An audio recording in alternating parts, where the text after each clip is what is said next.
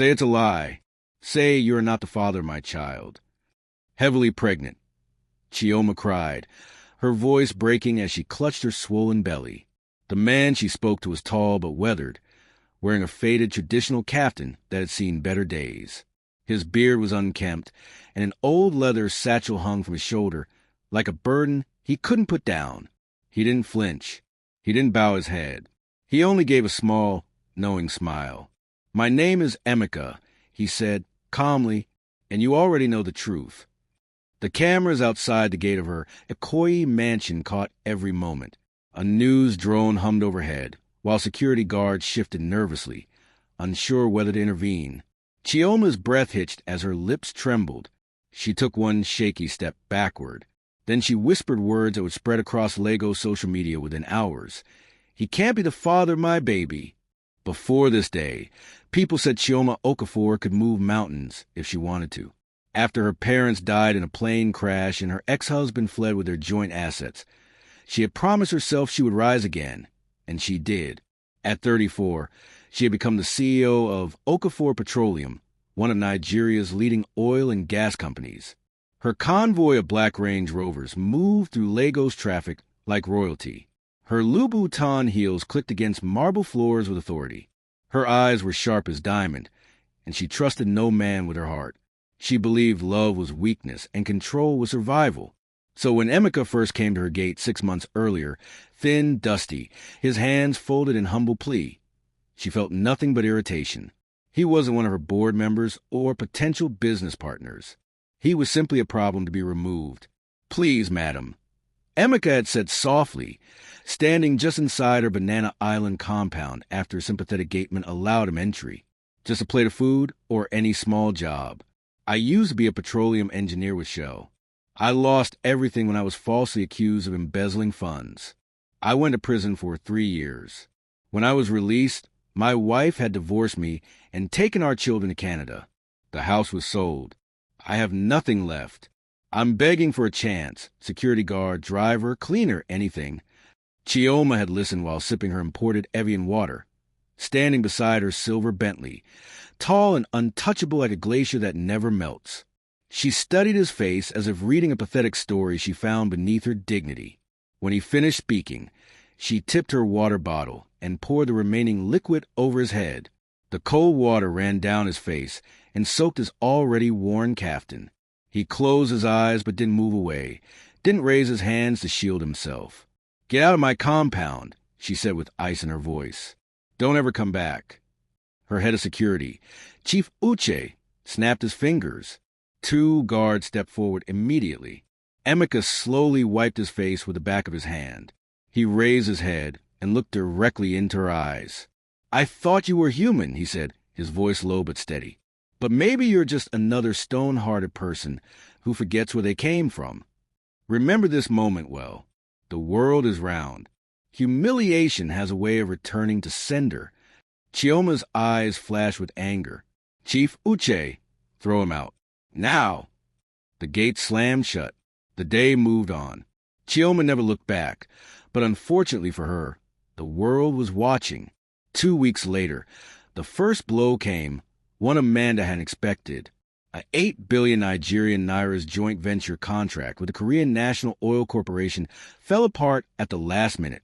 Partners who had smiled in expensive suits and shared champagne suddenly sent cold emails citing reputation concerns and unforeseen complications.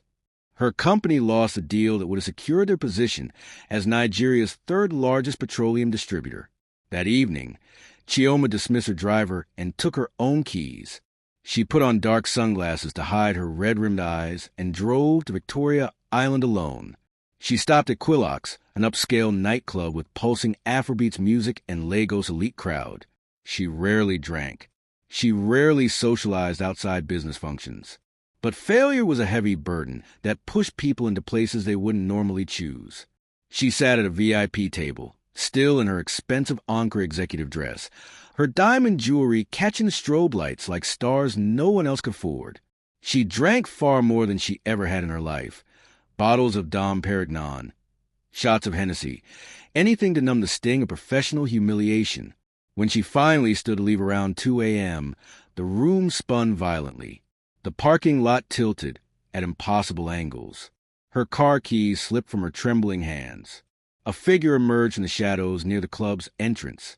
"Careful, madam," a familiar voice said. He smelled of rain, dust, and carbolic soap, like someone who washed at a public standpipe. He bent down and picked up her keys. Chioma blinked hard, her vision blurry from alcohol. Who are you?" "Emeka," he said quietly. "From your gate." She stared at him, shame and anger wrestling in her chest. He should have walked away, should have left her face the consequences of her choices. But he didn't. "You can't drive like this," he said gently. "Let me take you home." She tried to argue, tried to wave him off, tried to hold on to her pride. But pride becomes meaningless when the world won't stop spinning. He guided her to the car, opened the passenger door, and helped her settle in the back seat where she could lie down. He drove carefully through Lagos late-night traffic, past the sleeping hawkers and night owls, past the yellow buses parked until dawn, past people fighting their own battles. At her mansion in Banana Island, the security guards tensed when they recognized him. "Madam said never to let him," Chief Uche began.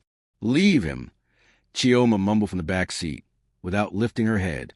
"He's helping me." Emeka carried her up the marble steps because her legs refused to work properly. Her expensive perfume filled the air between them. The crystal chandeliers in the foyer cast broken light patterns on the imported Italian floors. Chief Uche followed uncertainly, unsure of the protocol for this unprecedented situation. Emeka gently pushed open her bedroom door and laid her on the king-size bed with its silk sheets and gold-threaded pillows. He stepped back immediately, hands raised as if surrendering to the obvious impropriety of the situation. "I'll go now," he said quietly. But Chioma's perfectly manicured fingers caught his shirt sleeve. Her eyes were glassy, unfocused, but her voice carried desperate urgency. "Don't go," she whispered. "Please, don't leave me alone." The mansion fell silent, except for the hum of the generator outside. Chief Uche waited in the corridor, staring at the marble walls, then at the closed door, then down at his polished shoes. He didn't know what decision would be correct in this situation. Sometimes life presents no perfect choices, only decisions and consequences that reveal themselves later, like sunrise after a long night. By morning, the Bentley was back in its designated spot. The gate stood closed and secretive. Emeka was gone, and Chioma, who prided herself on remembering every business detail, remembered absolutely nothing of what had transpired between darkness and dawn. Could one night of vulnerability change a billionaire's life forever? What do you think happened in that bedroom? Have you ever made a decision, while emotional, that completely changed your path? Share your thoughts in the comments below. Smash that like button if you're ready for this shocking journey. And don't forget to subscribe, because next chapter reveals a pregnancy discovery that will turn Chioma's world upside down. Hit that notification bell. You won't want to miss what happens when pride meets consequences. Days melted into weeks as Chioma threw herself back into salvaging her business empire. She attended back-to-back meetings, flew to Abuja for government contract negotiations, and worked 18-hour days trying to recover from the Korean deal's collapse. She told herself the fatigue was from stress. When she started feeling nauseous during morning board meetings, she blamed it on the Italian coffee her assistant imported. When she couldn't keep down her usual breakfast of fresh fruit and Greek yogurt, she convinced herself it was just her body reacting to pressure. But when her period, regular as clockwork for 20 years, failed to appear for the second consecutive month, even Chioma's formidable powers of denial began to crack. The pregnancy test came back positive. Dr. Adunni Bakare, her private physician at Lagos University Teaching Hospital, smiled warmly as she delivered the news. "Congratulations, Chioma. You're approximately 12 weeks pregnant. Everything looks healthy." Chioma stared at the ultrasound image, her world tilting on its axis. 12 weeks, she whispered. "Yes, which means conception occurred around 3 months ago. Do you remember?" "No." The word came out sharper than intended. "I don't remember anything." That night, alone in her mansion's master suite, Chioma sat on her bed with one hand pressed against her still flat stomach and the other covering her mouth in shock. She searched her memory like a detective combing through evidence, but found only fragments. The club's pulsing lights, the spinning parking lot, strong hands catching her as she fell. The rest was fog where a memory should be. 12 weeks became 16. Her body began to change in ways that couldn't be hidden with expensive clothing.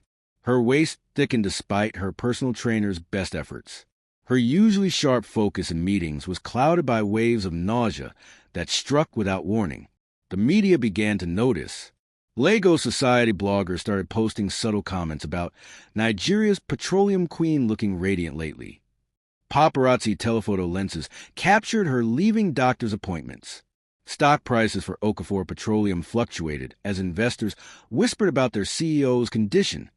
At 20 weeks, when she could no longer disguise her condition with loose blazers and strategic positioning, Chioma called Chief Uche into her home office. The curtains were drawn against prying eyes, the air conditioning hummed steadily, and her voice carried both authority and desperation. "Chief Uche," she said, her hands folded carefully on her desk. "I need you to answer a question, and I need complete honesty." Chief Uche shifted in his chair. He was a loyal man, but also an honest one. "That night 5 months ago, when I came home from the club, did I bring anyone with me?" Chief Uche's Adam's apple bobbed as he swallowed hard. He looked at her, then at the floor, then back at her weathered face. "Yes, madam. You were not yourself. Emeka brought you home. You told us to let him help you. He carried you upstairs to your room." A wave of nausea that had nothing to do with pregnancy crashed over her. "How long did he stay?" "Several hours, madam. We heard voices from your room. Then around 4 a.m., he left quietly through the back gate. The room spun exactly as it had that night 5 months ago." Chioma gripped the edge of her mahogany desk as memories started filtering back like sunlight through breaking clouds. A hand on her shirt. A whispered conversation in the darkness. The sound of a door closing softly at dawn. Hot tears of shame and terror rolled down her cheeks. "Find him," she whispered, her voice cracking. "Bring him to me?" It took Chief Uche 2 days of searching through Lagos' underworld of homeless shelters and street corners to locate Emeka. He found him at the National Theater grounds, where he had been living under a bridge overpass and doing odd jobs for theater productions. When the black Range Rover pulled up to Chioma's gate and Emeka stepped out, still in his faded kaftan, still carrying his worn leather satchel, she felt her carefully constructed world crumble. She met him in her sitting room, where imported Persian rugs covered marble floors and original artwork adorned the walls. She wore a flowing blue ochre dress that couldn't quite hide her expanding belly. "Emeka," she said, her voice tight with control she didn't feel. "Tell me the truth. What happened that night?" Emeka looked at her with those same steady eyes, showing no surprise at her condition or her question. "You were broken," he said simply. "You held on to me because you needed someone to hold on to. You whispered things about your loneliness, your fear, your need to feel human again. I stayed because you asked me to. Did we?" She couldn't finish the sentence. Emeka's expression softened slightly. "You were vulnerable. I was alone. We found comfort in each other's brokenness. But you don't remember, and maybe that's a mercy." Chioma's legs gave out. She sank into her leather sofa, one hand instinctively protecting her unborn child. "The baby," she whispered. "Is it yours?" "That's not for me to say," Emeka replied. "But I think you already know the answer." Outside the mansion's gates, unbeknownst to them both, a paparazzi photographer with a telephoto lens was capturing every moment of their conversation through the sitting room window. By evening, the photos would be on every blog in Lagos. By midnight, the story would have spread across Nigerian social media like wildfire. And by dawn, Chioma's carefully guarded secret would become a national scandal that would threaten everything she had rebuilt from her parents' ashes. The headlines would scream, "Petroleum billionaire pregnant for a homeless man," and "From rags to riches." The conception story that shocked Nigeria. But first, Chioma had to face the most difficult conversation of her life with the man whose child she was carrying, a man she had humiliated with her own hands, now sitting calmly in her living room as if he owned it. "What do you want from me?" she asked, her voice barely above a whisper. Emeka stood to leave, his hand on the door handle. "I want what I wanted that first day at your gate," he said without turning around. "To be treated like a human being. Think about that while you decide what story you want to tell the world about our child." The door closed with a soft click, leaving Chioma alone with the growing life inside her and the growing storm outside her gates. The secret is out and Lagos is buzzing, but this is just the beginning of Chioma's nightmare. How do you think she'll handle the media storm about to hit? Have you ever had a secret that you knew would change everything once it came out? Drop your thoughts in the comments. Hit that like button if this plot twist has you hooked. And subscribe because next chapter reveals a media explosion and board meeting that could destroy her empire. Ring that notification bell. The drama is about to reach explosive levels. The morning after Emeka's visit, Chioma woke to the sound of chaos outside her gates. Car horns blared incessantly. Voices shouted her name. The familiar hum of news helicopters circled overhead like vultures. She pulled back her bedroom curtains and gasped. Hundreds of reporters, bloggers, and curious Lagos residents had gathered outside her Banana Island mansion. Bright television lights illuminated the pre-dawn darkness. Satellite trucks lined the street. Photographers with telephoto lenses perched on nearby buildings. Her phone buzzed with a call from her head of public relations. "Madam, you need to see this." Kemi's voice was tight with panic. "The photos are everywhere. Linda at KG Blog, Bellinaja, Pulse, Vanguard. Everyone is running the story. Petroleum billionaire Chioma, Okafor pregnant for homeless ex-convict." Chioma's blood ran cold. She grabbed her laptop and began scrolling through the headlines. Shocking. How Nigeria's richest woman got pregnant for beggars she humiliated. From boardroom to bedroom. The scandal rocking Okafor Petroleum. He can't be the father. Billionaire Chioma Okafor denies homeless man's paternity claims. The photos were devastating. Clear shots of her pregnant silhouette speaking with Emeka in her sitting room. Close-ups of her distressed face. Images of him leaving through her gates. The comment sections were merciless. How the mighty have fallen. See how God is humbling her for treating poor people badly. Rich people problems. Now she knows how it feels to be desperate. That man probably planned this in the beginning. But the worst was yet to come. Her phone rang. Chief Adebayo, chairman of her board of directors. "Choma," his voice was grave. "Emergency board meeting. 1 hour. The investors are in panic mode." Okafor Petroleum's glass headquarters in Victoria Island buzzed with tension as Chioma arrived to the underground parking garage to avoid the media circus. Her security team had to create a human barrier just to get her into the elevator. The boardroom felt like a tribunal. 12 directors sat around the polished conference table. Men and women who had once competed for her attention, now looking at her with mixtures of disappointment, fear, and barely concealed satisfaction. At the head of the table sat Chief Adebayo, a distinguished 60-year-old man who had been her father's business partner. Beside him was someone Chioma hadn't expected to see. Chikwudi Okafor, her younger cousin and heir apparent to her father's legacy. "Chioma," Chief Adebayo began, his voice heavy with regret. "In 30 years of business, I have never called a meeting like this. But our shareholders are demanding answers. Our stock price has dropped 15% in 6 hours.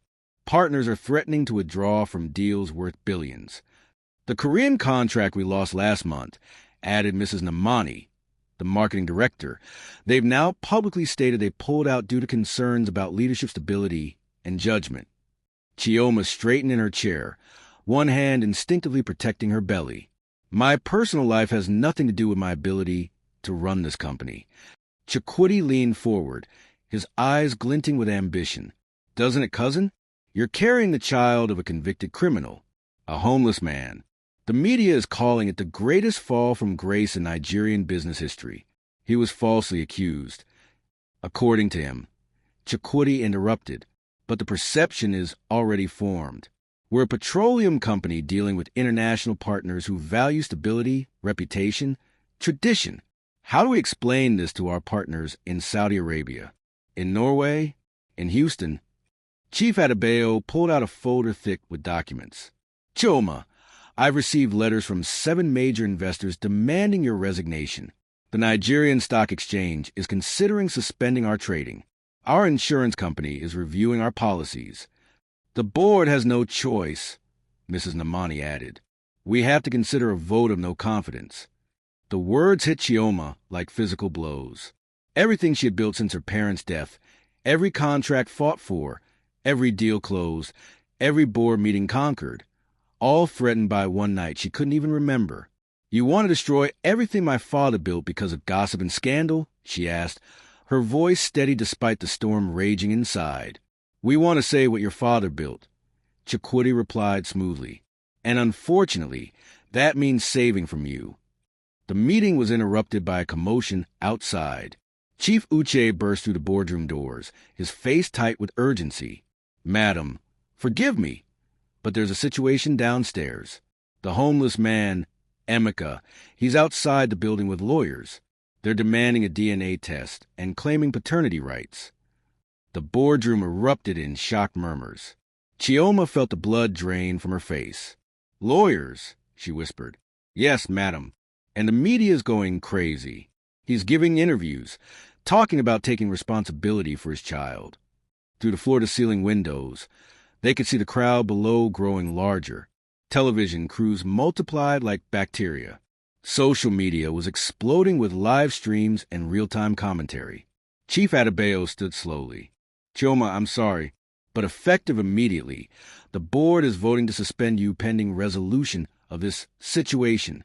Chikwudi will serve as interim CEO. You can't do this, Chioma said, rising to her feet despite her pregnancy. I built this company from the ground up after Papa died. I saved it from bankruptcy. You also compromised it beyond repair, Chikwudi said coldly. Security will escort you out. As if summoned by his words, 2 security guards appeared at the boardroom door. Not her loyal Chief Uche, but company security officers she barely knew. The elevator ride down felt like a descent into hell. Through the lobby's glass walls, she could see Emeka standing calmly among the chaos, now wearing a clean traditional outfit and flanked by 2 men in expensive suits. He had transformed from a desperate beggar into someone who looked like he belonged in a courtroom. As the security guards escorted her toward the underground garage, she heard his voice carrying across the crowd. I want to take responsibility for my child. Chioma Okafor knows the truth, and soon the whole world will know it too. The headlines that evening would be even more devastating.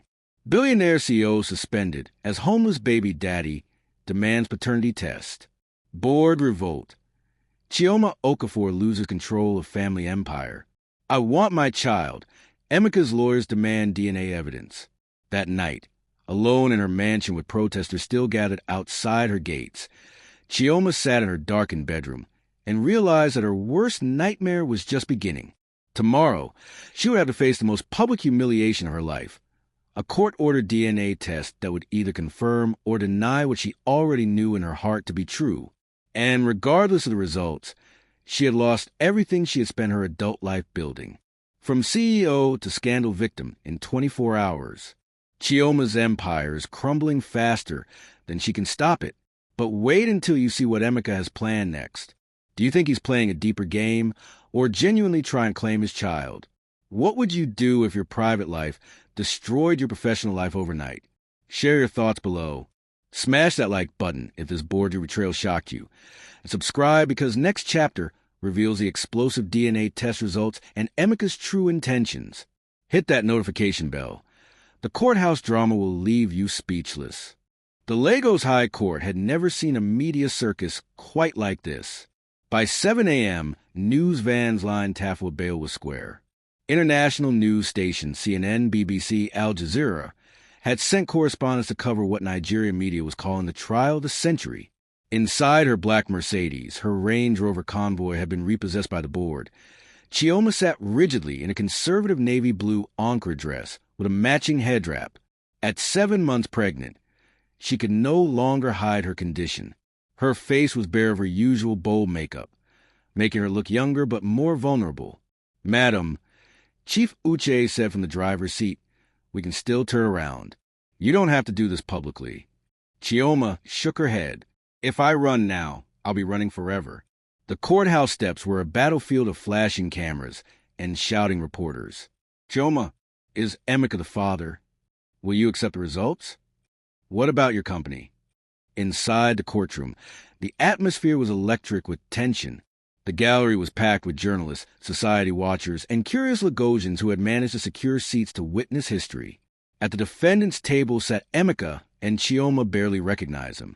Gone was a tattered kaftan and unkempt beard. He wore a sharp charcoal gray suit that fit him perfectly, a crisp white shirt, and an expensive watch. His hair was cut professionally, his beard trimmed to designer stubble. He looked every inch the successful businessman he claimed to have been before his fall from grace. Beside him sat Barrister Funmi Adebayo, one of Lagos' most expensive family lawyers. Where did he get the money for this? Chioma whispered her own legal team. The answer would shock her more than the DNA results themselves. Your Honor, Barrister Adebayo stood as the judge entered. My client, Mr. Emeka Okonkwo, is not here seeking charity or revenge. He is here seeking what every father deserves, the right to know and care for his biological child. The court-ordered DNA test was swift and clinical.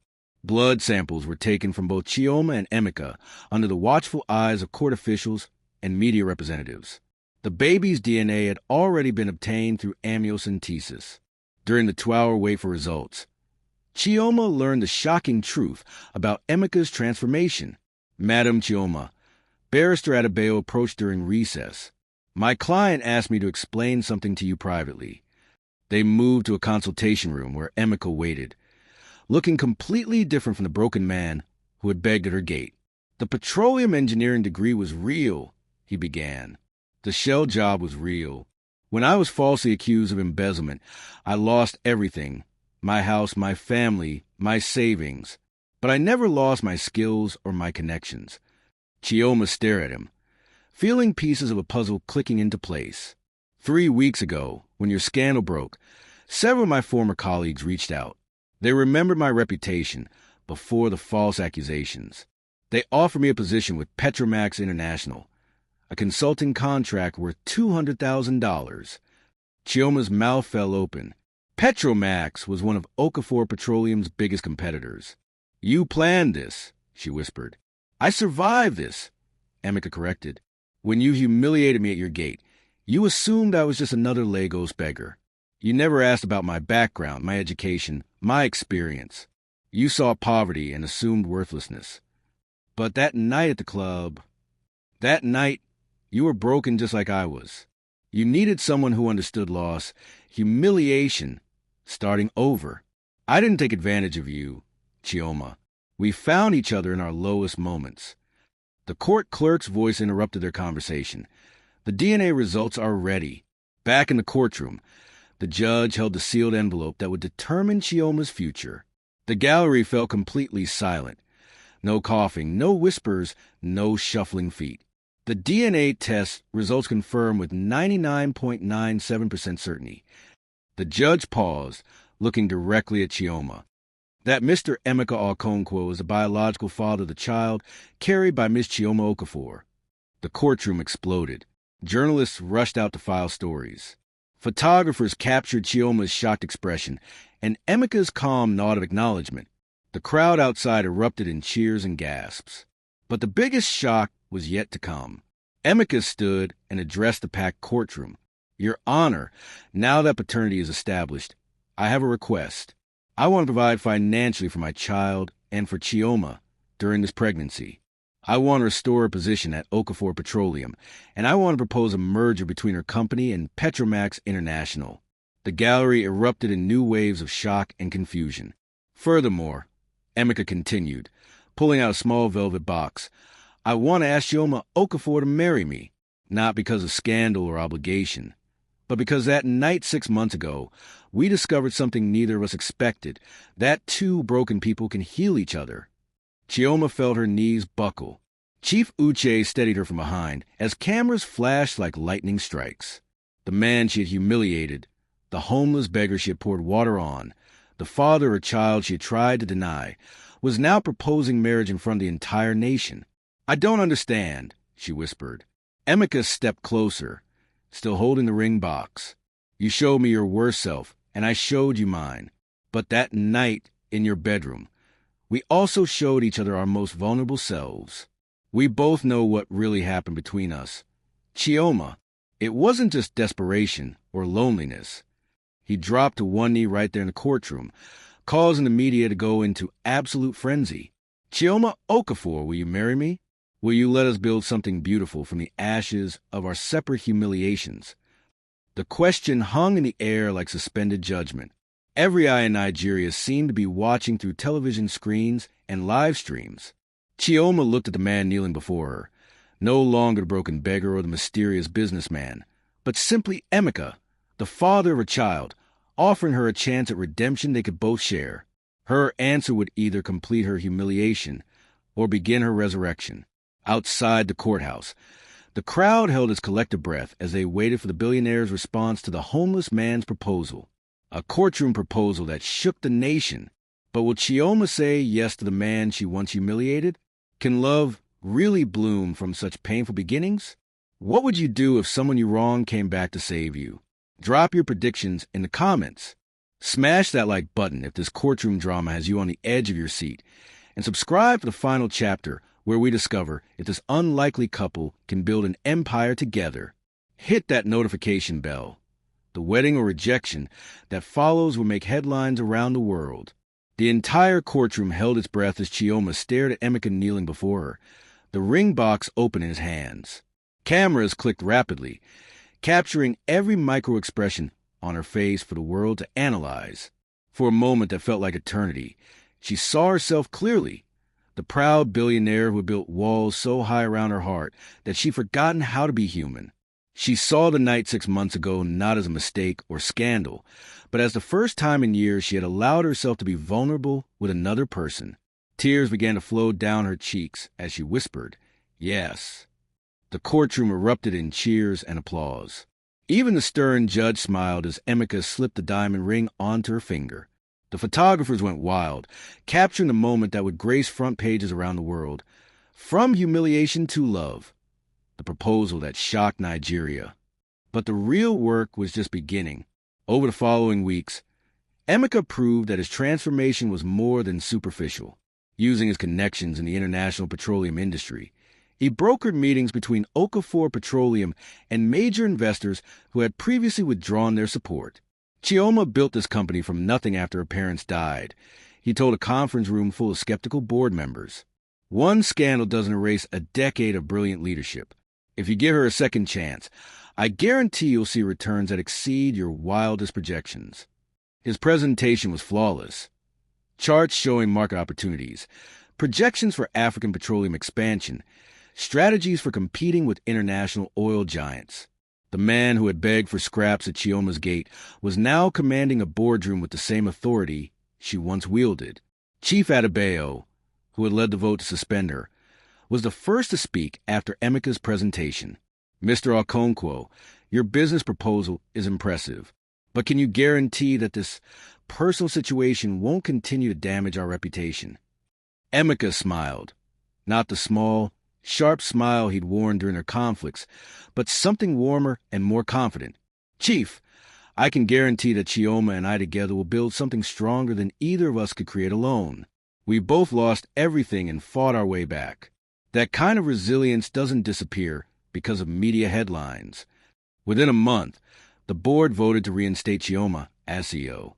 Her cousin Chukwudi, who had orchestrated her removal, was quietly reassigned to a subsidiary company in Port Harcourt.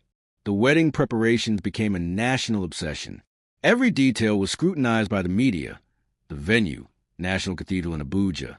The guest list, a mix of petroleum industry titans and Emeka's former colleagues. The dress, a custom Diola Sego creation that accommodated her 8-month pregnancy. Some critics called it a publicity stunt. Others saw it as a genuine love story born from shared adversity. But for Chioma and Emeka, it was simply the next step in a journey that had transformed them both. The night before the wedding, as Chioma sat in her hotel suite overlooking Abuja's skyline, she called Emeka to her room. "Are you sure about this?" she asked, one hand on her enormous belly. "It's not too late to change your mind. The whole world will be watching." Emeka took her hands in his. looking directly into her eyes. "Chioma, that day you poured water on me. You were protecting yourself the only way you knew how. That night you held on to me. You were reaching for human connection. Tomorrow, we choose to build something new together." The wedding day dawned clear and beautiful over Abuja. The National Cathedral was decorated with white orchids and gold fabric, creating an atmosphere of elegance that matched the significance of the occasion. As Chioma walked down the aisle in her stunning creation, a flowing white gown with intricate gold beadwork that celebrated her pregnancy rather than hiding it, she felt something she hadn't experienced in years: peace. The congregation was a remarkable mix.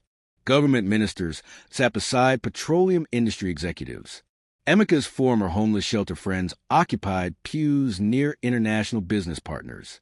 The media had been granted limited access, but this was no longer about scandal. It was about celebration. When the pastor asked if anyone objected to the union, the cathedral fell silent. Then a voice from the back called out, "I object to anyone saying these two don't deserve happiness." It was Chief Uche, Chioma's loyal security chief, and his declaration brought laughter and applause from the entire congregation. Emeka's vows brought tears to many eyes.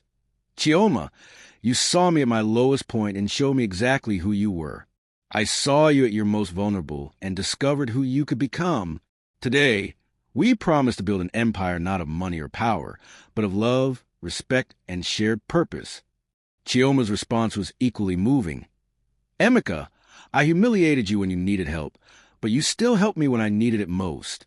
You taught me that true strength isn't about never falling. It's about who catches you when you do, and who you choose to catch in return." As they exchanged rings, cameras captured the moment for history. The billionaire who had lost everything and the homeless man who had regained his dignity, united by love that had grown from the ashes of their separate humiliations. 3 weeks after the wedding, Chioma gave birth to a healthy baby boy. They named him Chinedu, meaning God leads, because they both believed divine intervention had brought them together through their darkest moments.